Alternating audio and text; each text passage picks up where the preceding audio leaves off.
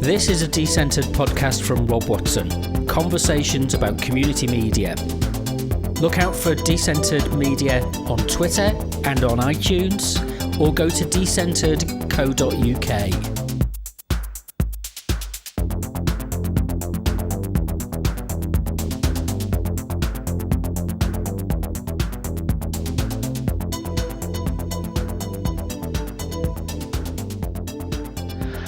Hello, it's Saturday the 13th of February and it's World Radio Day. And this is a Decentered Media blog, live stream vlog, multimedia event. And it's in celebration of the 100th episode of the Decentered Media podcast and also UNESCO World Radio Day. And we've been having a series of conversations. I'm joined by John Costa.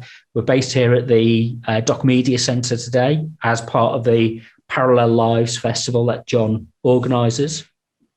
And this is a set of conversations through the day about the relevance of community radio and community media. And what we're going to talk about in this section is kind of the relevance of radio as a creative practice. And I'm joined by an old friend and a new friend.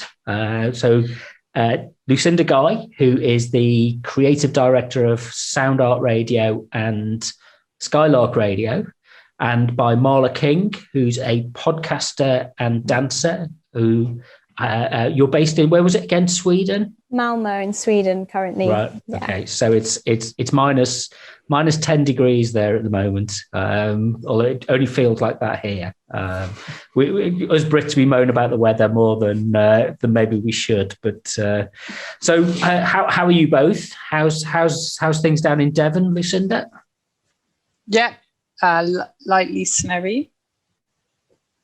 And what's the kind of thing that Soundart have been doing over the last few weeks and months with the lockdown? How have you approached? Have you kept the level of creativity up? I don't know how you measure levels of creativity. Maybe I need a thing like a spirit level, a creativity level, and we could plonk it on our heads or on our equipment. I suppose it's in inverse proportion to your need for alcohol. That's often the way, it's kind of we judge our mental stability by are we drinking more or less? How much alcohol? I don't know, because I know some very creative people who drink a lot of alcohol. So I'm not sure about that one. Yeah, it's interesting. I did catch a little bit of some of your earlier talks. I didn't hear everything, but I mean, it all overlaps, doesn't it, with these so issues of inclusion, and then how stations are responding to the last year are all intertwined with, I suppose, how they perceive radio and where they put the boundaries. Are they going to? I don't know. The question for us is often what radio is, whether you're sticking to sort of formats handed down to us from other branches of radio or other kind of traditions, or whether you approach it with a certain kind of freedom and playfulness, and that's always so. All those things are kind of linked in that sense, because sometimes that freedom and playfulness might make you quite resilient to societal change that's going on around you, or the needs of the people you get, the very different types of people you encounter in the process. And is there anything you've noticed with the kind of effects of the lockdown about people's attitudes towards this? And is there a greater willingness, or of people, it's a time of crisis, we're sticking to what we know? What have people done? Have people been more willing to experiment and explore? Because it's kind of we're cut off from things, and it's us. A lot of people have been in lockdown, been in isolation, and we're having to think about ourselves in ways which we've maybe not. You're not able to go out. You're filling your time. The kind of media cliche is making bread or taking up painting or something like that. Has that mood impacted on the kind of programs, do you think? Do you think you might look back on this at some point and say there was a shift in people's mean, something I think we all felt straight away last kind of March, April, was that some of the styles and sort of practices of community media were popping up in all the other kinds of media. They sort of caught up with us when you'd see, rougher quality audio, people making from home, people using what they had to hand, people, in that domestic setting, making the media, which was quite refreshing to see that, on the BBC, etc., in the way that we've always kind of made media and community media with what we have to hand and the situations that we're in. And so I think that was one thing, with the kind of growth of understanding and fearlessness around some of those qualities. Does it have to be slick? Does it have to have, perfect audio quality? Or is it actually just about what we've got to say and who we are? So I guess that was one thing. And like you say, with the bread making, I mean, obviously radio making is another fun thing to do from home. Which certainly a lot of people have turned to in a way to connect with one another and also to keep themselves busy. I don't know if you can really equate that with sort of creative risk taking. Probably I always think with these things, it's probably a bit of both. For some people, yes, it would open that up, and some, yes, it might have made them want to kind of find safety in, like you say, more traditional approaches. It's subjective to some extent, isn't it? Really, yeah. What is a risk for you or I might not be a risk for somebody else, or vice versa. But we're in a setting where we're finding that out. Let's bring Marla in for a second here. Tell us about your podcast, Marla, because you come from a creative performance background. Does that inform? Tell us a bit about the podcast, and then do you use that to inform how you produce your podcast? Yeah, so basically I'm a freelance dance artist, and I started my podcast during the lockdown, and the podcast has a strong focus on environmental sustainability and taking a more human approach to the climate crisis, and recognizing how the climate crisis intersects with social injustices and the intersectionalities within all different things that sort of contribute to us as human beings and how we relate to the environment. I've had a lot of conversations with different people, different environmentalists, coming from very different angles with how they're approaching the climate crisis.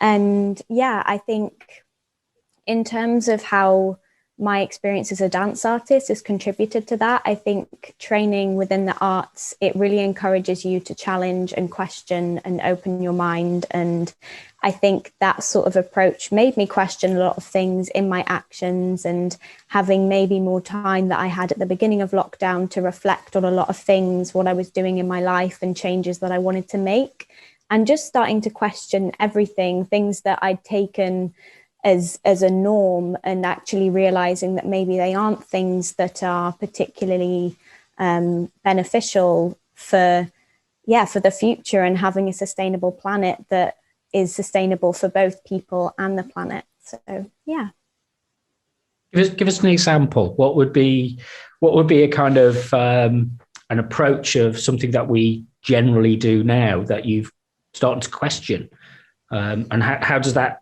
then get talked about in your podcast? Paint us a picture of how you actually engage with that. I think knowing which example to start there's so many. So for example, I think something recently, so many examples. I'm trying to think of just one. But say, for example, even something as simple as plastic that's coming into your household, and even thinking about recycling, and recycling isn't actually as beneficial as sometimes maybe we'd hope that it would be, because something that says it's recyclable, if you live in a certain area that doesn't have those facilities, you aren't actually able to recycle it. And I think something also that comes up a lot is the balance between individual and community responsibility. And sometimes a lot of responsibility can be placed on consumers, and consumer responsibility does have a huge impact. But actually there's a lot that corporations need to be held accountable in the way that they're producing their products, and giving the consumers clear understanding of the environmental impacts of the purchases that they are making, and giving everyone choices to things that are more sustainable. I'm going to draw, Lucinda, I can see a parallel here with Skylark in terms of, tell me if I'm right or wrong, but a concern for the environment and a concern for the world around us, and the way that we have our perspectives about how we nurture that environment and how we engage with that environment. You've taken this a step further in terms of how you have set up and defined Skylark Radio, which broadcasts over Dartmoor.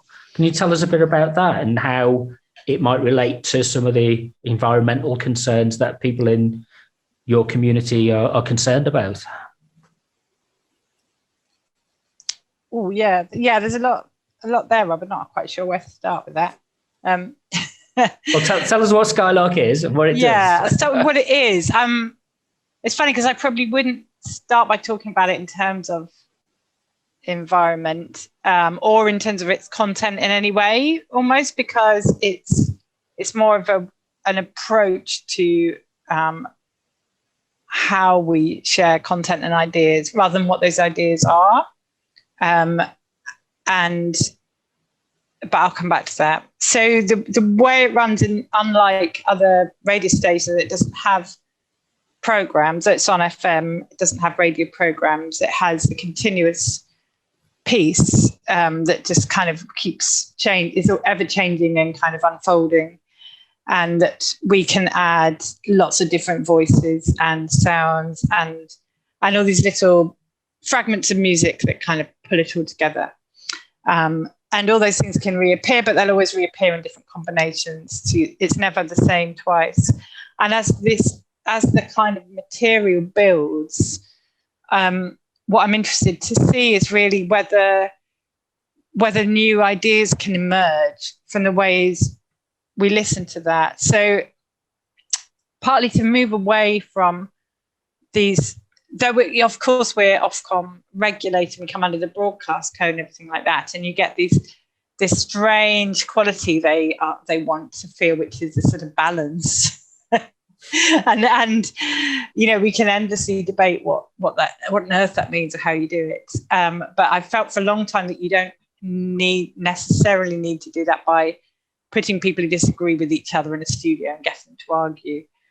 And that actually sometimes that type of content can be quite harmful because it's going into our bodies when we hear it on the radio, and the conflict of it is going to our own bodies.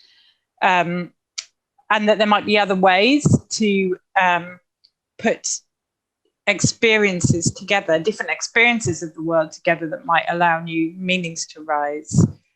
And that one of these might be through the kind of magical power of random things. And when we make anything that's random, I mean, for example, I was playing Scrabble yesterday evening, and every time we play Scrabble, one person picks out their first 7 letters and they go, "Oh, I've got all A's and I's," and the other one picks them out and they go, "Oh, I've got Q, Z, X, W, B, R, F," and nobody can move. And that's because when a system is random, it tends to generate patterns that don't feel random to us because they're not balanced in that sense. They're meaningful. And we all know this when if you have music on a kind of random playlist, you'll be like, "Oh, it just went from that to that, and that's full of meaning for me." And that's because of the way our brains work, and we see faces in trees, and we find pattern and meaning in life. So what I'm exploring is how we very gently kind of shape our audio, with trying to put less control in it actually, and trying to allow patterns to emerge. And different voices who've got very different perspectives on that. I mean, in terms of environment in Dartmoor, the big question for here and for all national parks is to what extent should it, rewild, reforest, and what extent is the land managed and farmed? And, you've got these different management that arose at different times in our history that are kind of battling us out a little bit now. So these can seem, very opposing, but actually there might be other ways and other meanings that come when we start to hear voices mixed together in ways that we haven't designed, we haven't put together like a documentary maker said, I want this to say this and that and reach this conclusion. But we allow them just to be in the world. And I think that relates to how I feel, I suppose, about community radio as a whole, as a space for people to be and a space for people to be heard and to listen to one another.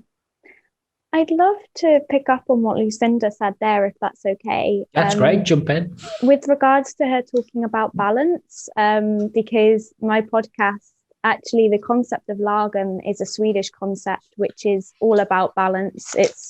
It basically translates to not too little and not too much, and finding that point in the middle. And for me, that's rooted in environmental sustainability and the way we approach solutions for the climate crisis. Is we live in a very consumerist, disposable culture, and that is very extreme in its nature. And trying to come back to a more, we recognize we're living on a planet with finite resources, and finding a more balanced approach and focusing on sustainability is so important. And another thing I wanted to pick up on is when Lucinda was mentioning about conversation and the importance of conversation, and rather than having sort of debates, having people that having their voices heard. And I think something that's so important with that is people recognizing that we are all still learning all the time, and everyone makes mistakes, and everyone can constantly learn and change their mind on things and grow as people. And being able to create spaces where people can have conversation rather than debating to the point that it's trying to tell someone else that they're wrong, or trying to, create very sort of polarized views, is actually trying to connect back to the humanity of people and recognize that there's so much nuance to have within conversation. There's no concrete right or wrong. There's so much gray area, and allowing that, which I think you can access through conversations that can be promoted through community radio, is something that is so important. And again, allowing for a diversity of voices, because there is no single narrative, and allowing people to express their experiences is so important. And again, it comes back to that humanity, and people can relate to the fact that we're all human beings with different experiences, and hearing our stories and hearing the perspectives and lived experiences is so important to evoke positive change, because it's not then just the science and statistics, it's actually human experiences, and we can relate to that with so much more empathy and compassion. Can I just pick up on something both of you have said there, Lucinda and Marla, is if we look, we were talking previously on the previous live stream about the impact of COVID on community radio stations. I'd like to talk maybe to both of you, because of the things that you've said about the impact of COVID and the pandemic on people. Walking along into Leicester most days now through 4 lanes of traffic past where the prison is, for example. I can remember several times standing in the middle of those 4 lanes of traffic with no cars as far as the eye could see in front of me and behind me, and taking black and white photos, almost because it felt like I was stuck in some sort of Hollywood movie.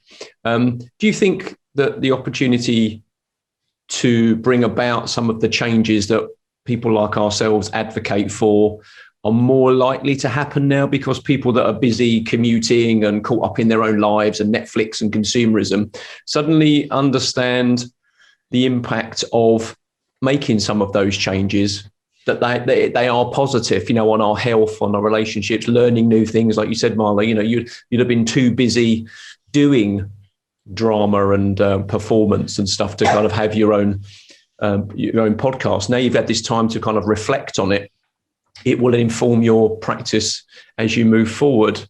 And obviously, what Soundart, I guess, is trying to do, Lucinda, which is getting people to take into account what's around them, nature, those kind of things. It's been imposed on people. Is it one of you, both of you? Are you starting with Marla? Are you both looking forward to what comes next because you feel that change is possible? I think I want to be hopeful in the approach to this, but it's very important to recognize that everyone has experienced this pandemic very differently. And I am very privileged to have been able to have the time and space to reflect on these things. And I want to recognize that not everyone has had that. And of course, I know there's a strong message as well that a lot of people want to get back to quote unquote normality, whatever that is. And I think that can also be a damaging approach coming into this, is that a lot of people crave that normalcy again, that may prevent some people from wanting to make positive change. But I do also feel that there are a lot of people who have taken time to reflect a lot more deeply, to listen to things, to learn about things that maybe they hadn't before.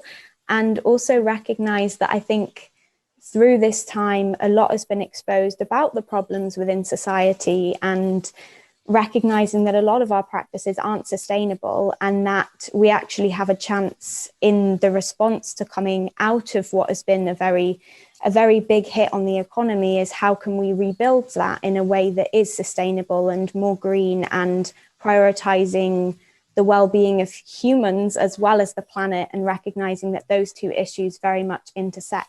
I think there's a statistic, and I don't want to butcher it by saying it wrong, but it's this idea that the people who are impacting the most on the climate crisis are being impacted the least by it. And those that are contributing less to the climate crisis are the ones that are experiencing the harshest impacts of it.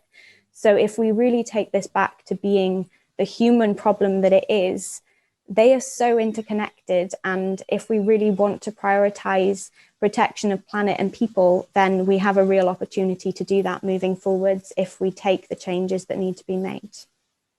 Lucinda? Yeah, I'm really with you with what you're saying there. And I think it's dangerous to sort of say, oh, it's inevitable that this, this is therefore this, or that, because it's up to a lot of people, and the people, like you say, with the most power and influence are very much protected from the worst effects of any kind of crisis. Yeah, I don't know. Yeah, I don't know. I think it's. I don't know that the things are as linked as they might appear. I think sometimes, I don't know. Some, people might make kind of sustainability type changes as a kind of lifestyle choice, which is part of a sort of trend to do so. That's very quickly sort of packaged and sold back to us.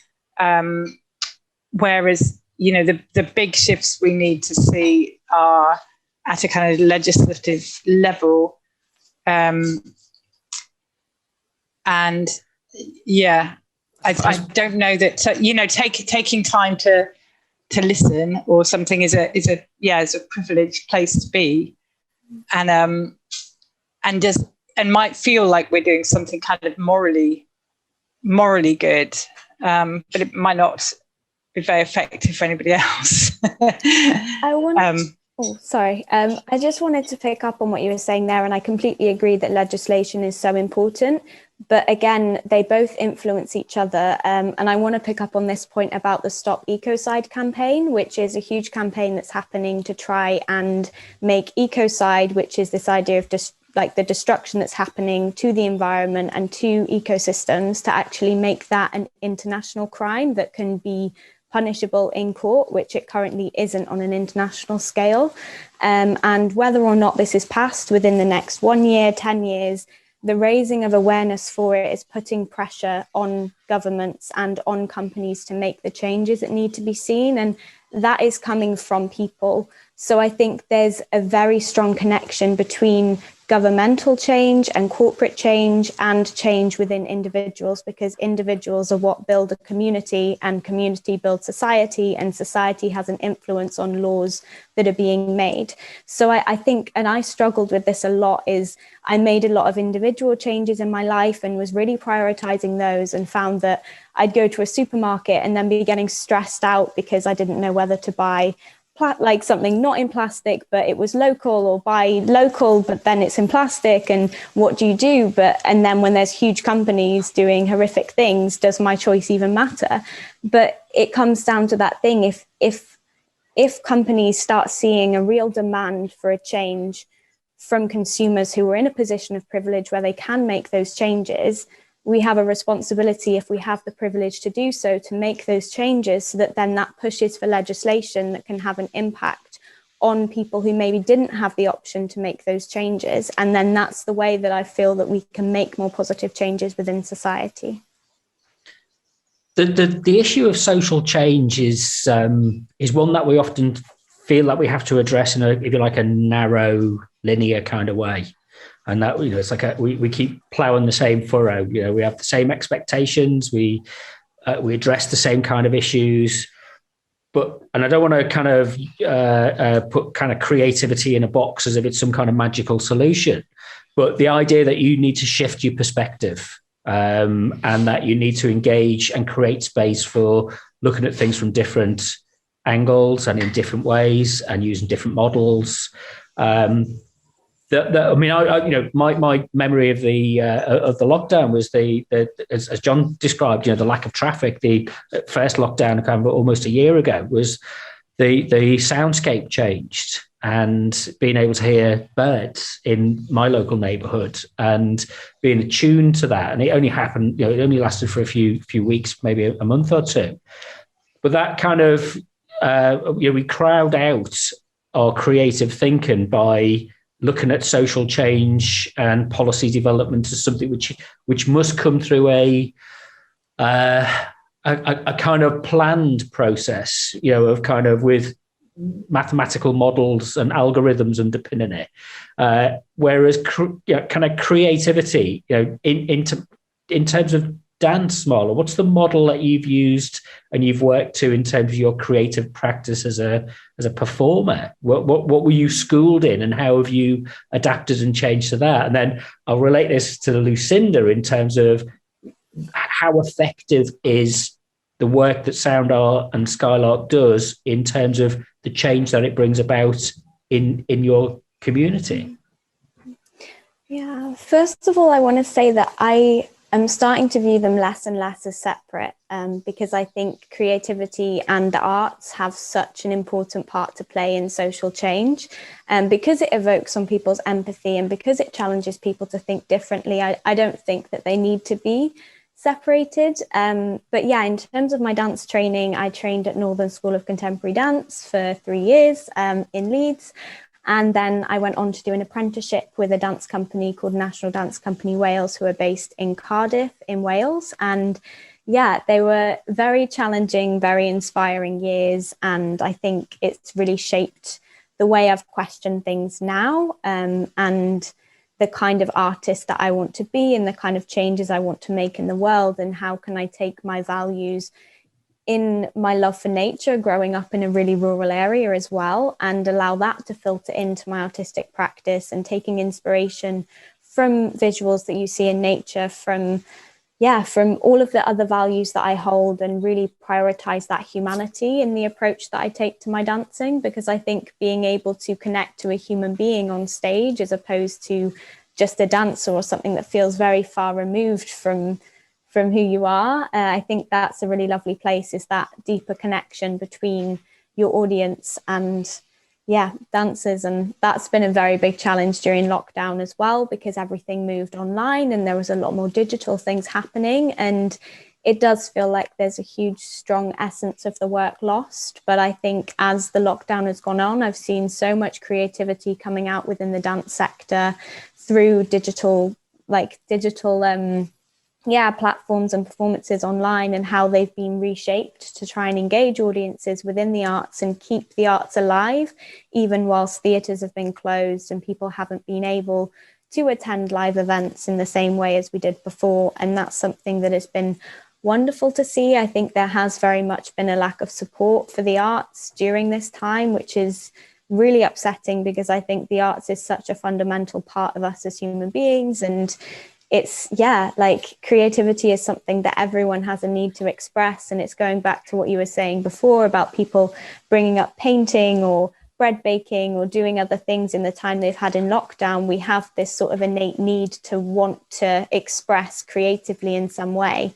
So yeah, that's. And that flip side, Lucinda, in terms of, do you see a difference in your local community about the work that Skylark and Soundart? Is it part of you've got the kind of, I'm not sure how local it is to you, but the kind of flat pack democracy people and in nearby in Taunton and places like that? Is because whenever I've visited you, it's clear that there's something in the water.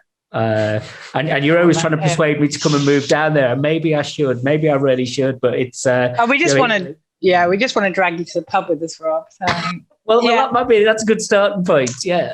I just want to I want to ask something else, because you were saying, I think you kind of implied that you see mathematical and algorithmic models of society on one side and creativity on the other. And I don't see it that way at all. I see maths and algorithms as inherently kind of creative. They're part of our kind of cultural life, and they're part of human culture. I'm very excited by things like this. And I actually think it's more about who's making them and why, is the question for me, not it's maths or it's art, because I've never seen it that way. And for me, they're the same. They're part of the same kind of rich mess of human culture we draw on when we shape organizations, communities, societies. So I'm excited by how we use them and what our intentions are, actually, what kind of intentions we put into design of something like an algorithm, a system, and into something like a studio, a meeting, or any kind of moment that helps to shape activities that come out of it, I suppose. So I'm going to say that first. I've got I don't know, Rob. I mean, some things can. Not everything's what it seems, and some of these sort of models of democracy are democracy for people who've got time and money, property ownership to put into them. So they're not always what I think they're not always what they seem as well. So I don't know. What were you asking me? I can't remember now. Well, no, I'm not sure. I see. I think there is a dominant view of seeing social changes being managed by that. I'm interested in that slippage cross point, as you kind of said, and that's it's almost a question that came in from Eddie Bowen, who's listening over in Ireland. I was thinking, let's go to that. I could see it in your chat. Yeah, and it's kind of, I don't know. Again, I don't like to presume about these things because invariably I'm wrong. But I do like to find out what other people think about it. Mm-hmm. Is the gender distinction, or what we might call, if you like, the typical gender roles of male and female, masculine, feminine, whatever they are. There is an attachment in terms of, again, this thing I was reading last night was talking about the kind of lunar cycle and the solar cycle, and the lunar cycle is feminine and the solar cycle is masculine, and the solar cycle became the dominant. It's a book. Honestly, it's based I'm familiar with these ideas, and it's based on Yeats's vision. So it's kind of trying to find out. I don't understand it. It's not from my background, but I want to be a bit more open to thinking about this because it shifts your perspective.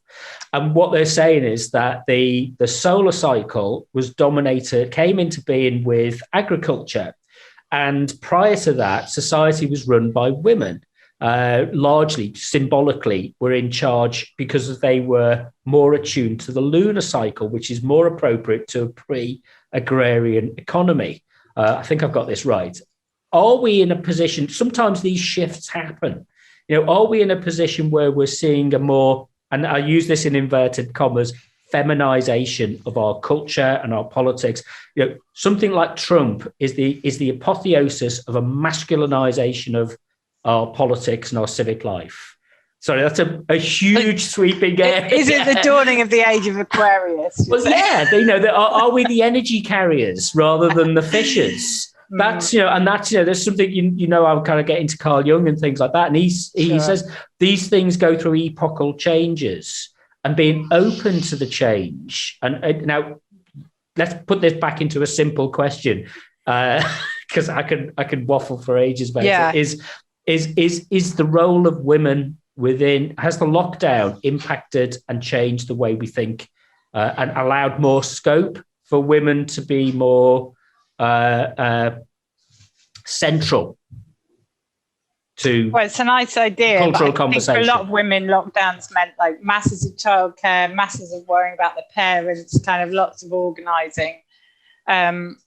So I again, but that has shifted. But that has shifted into the centre, hasn't it? That care has shifted into the centre of our politics, not the economy, we're not, the business has been shifted sideways, whereas most people's concern now is about care, and that puts women in the centre of the political debate potentially. Right, possibly. I was going to perhaps to address that question more directly. That came through on the YouTube, which is about gender balance within radio, and somebody who's observed that, which is, and he writes that's really positive. He or she, Eddie could be either, writes that it's really positive. I would say a kind of a small answer to your really big questions is perhaps about the dominance of a studio space as opposed to as I was saying earlier, kind of domestic space for radio making, and that can be really helpful to widen voices and widen the types of radio we're going to make, and move away from that. I think for a lot of community radio, we observe that to have the confidence to step up and say, "Oh, I'm supposed to be here. I'm here now. Here I am. I've got my records. I've got my mates to chat to. I'm ready to go. I'm here to make some radio." Can be a role that more men play, because we come from a culture where studios have been, risen out of certain practices that were quite patriarchal. So just the simple fact that a lot of studios have been closed, people are making from home, there's been other ways, has, I think, really helped in some ways to broaden that. But like I say, I think of course, there's a lot of pressures. And I mean, one of the things we've been looking at a lot in some of our projects is what kind of radio works with women's lives as they actually are. And that's why at the moment we're doing this Lightning Birds project, which is about paying women to make very short pieces of radio, rather than say, "Oh, volunteer, you need to do 2 hours a week, 3 hours a day," whatever it is people do at community radio stations. That's not suitable for everybody. And actually, if you're running a station, you look at the programming and it's not balanced, it's not diverse enough. There aren't enough women, it's very white or whatever. You might need to think, well, we can't have a one-size-fits-all model where we say everybody's a volunteer here. We expect you to turn up on time, expect you to give several hours a week, whatever. Maybe, some people should be paid, because we come from a pretty unfair world to start with. And so just to say, it's fairest if everyone's a volunteer. And I do hear this quite a few radio stations. Oh, it's only fair if everybody's the same, everybody's treated the same. Everybody has to sign an agreement where it says they'll turn up on time or they lose their slot. They have to put money into stations sometimes. They have to fit, certain criteria, and those are not, they're not experienced the same for everybody, because we're not coming from an equal place to start with. You prompted me to ask a question of Marla, which is, you've gone into podcasting and you bypassed radio.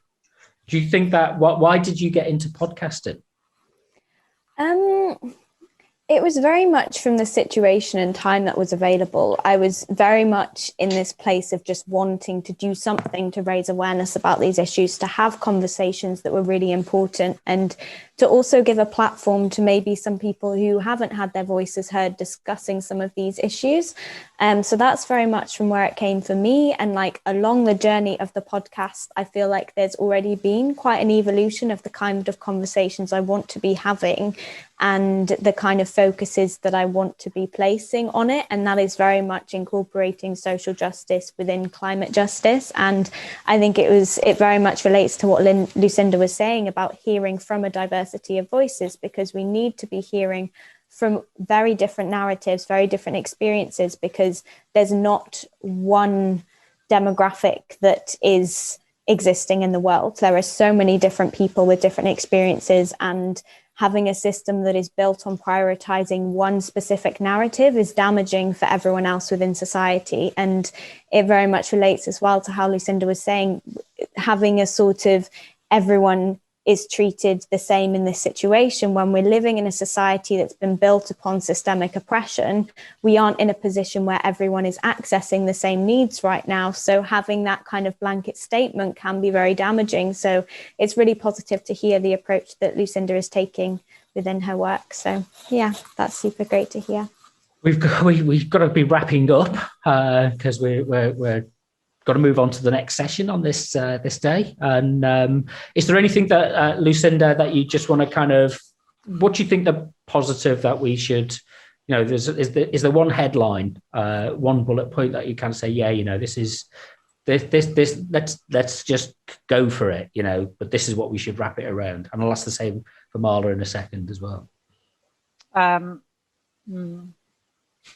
Do you ever wake up? Do you ever fall out of bed in the middle of the night and go, yeah, okay, this is what we're doing. This is why we're doing it. It's like kind of, I very seldom. Yeah. I would say if,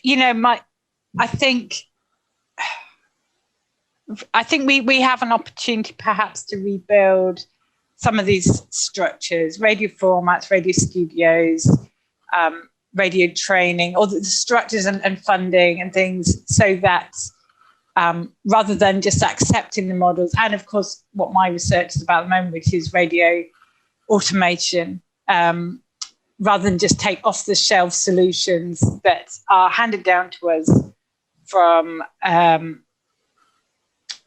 types of radio. In community media, we don't have to have mass audiences. We don't have to please advertisers. And we can rebuild all the structures, the underlying structures, to really open up the potential of what we can do and how we can really hear one another through it. Marla, what about you? I think I very much just want to encourage people to have more conversations and have more uncomfortable conversations, question things that maybe you haven't questioned before. And yeah, I think that is so important to evoke positive change, is to encourage conversation, encourage questioning, and seeing what actions you can take in your own life to evoke positive changes for people and the planet. Well, I think I can echo, and I think John would echo that sentiment. I'm going to draw this bit to a close because we've got to move on to the next session. I just want to say thank you very much, Lucinda, as ever.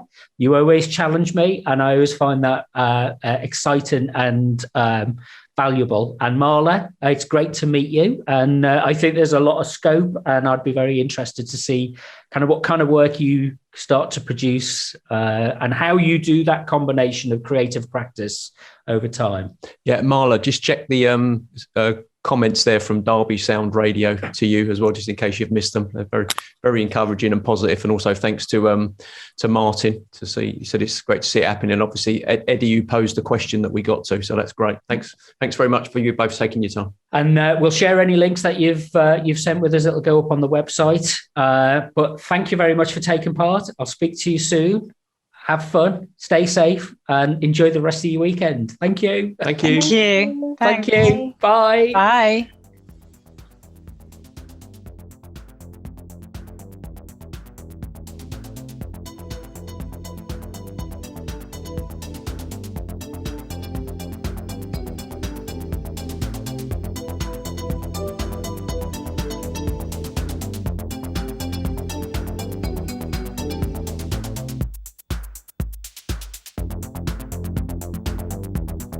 You've been listening to the Decentered podcast. I'm Rob Watson. If you want to find out more information, contact me on Decentered Media via Twitter or go to decentered.co.uk.